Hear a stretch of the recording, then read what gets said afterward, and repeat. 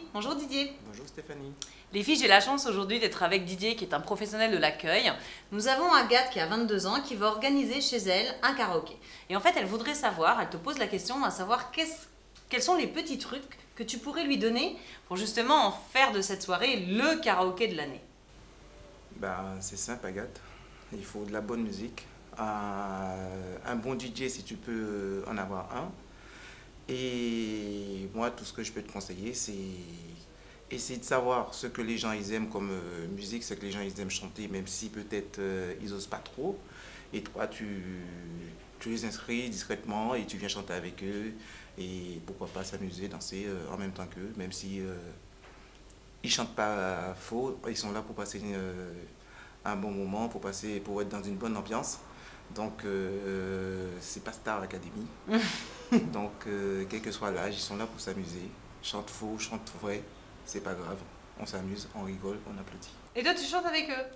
Je chante faux, mais je chante. D'accord, moi aussi je chante comme une casserole. Et alors, quand tu dis une bonne musique, c'est quoi une bonne musique? Les nouveautés, tous les années 70-80, c'est très à la mode. Le disco, voilà. C'est ça? Ça passe très bien dans les karaokés. Est-ce qu'il y a une méthodologie durant une soirée karaoké? On commence par l'apéro. Donc, est-ce qu'il y a des choses à faire à l'apéro qu'on ne fait plus 2 heures après ou inversement? Moi, personnellement, ce que je fais pour un karaoké avec les clients qu'on a au restaurant, c'est que je vais voir le DJ, quand il me dit les gens sont un petit peu endormis, c'est calme, je passe sous l'étage, je discute avec les gens, je veux savoir ce qu'ils aiment en fait.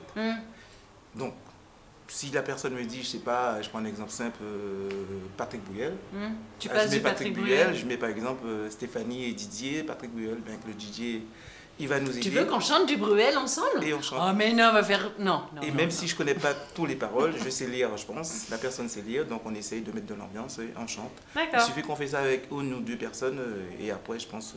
Ça fait monter le... Ça fait monter la pression. Les gens, C'est ça. Ceux qui savent chanter se lâchent un petit peu plus. Donc le niveau est élevé. Et D'accord. en général, ça marche. Jusqu'à maintenant. Je touche du bois, mais ça marche. Très bien. Est-ce que, à contrario, quelles sont les choses qu'il ne faut pas faire pendant une soirée karaoké? Rigoler des gens.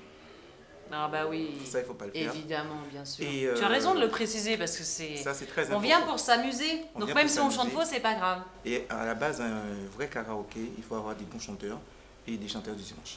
D'accord. Mais parfois, il y a des chanteurs du dimanche qui chantent super bien. Hein. Oui, mais les chanteurs de salle de bain, je parle. Ah d'accord, on va faire la différence entre les chanteurs du dimanche et les chanteurs de salle de bain. Bien. Eh bien, Agathe, je pense que tu as toutes les informations pour faire une soirée karaoké, la soirée de l'année. Merci beaucoup Didier.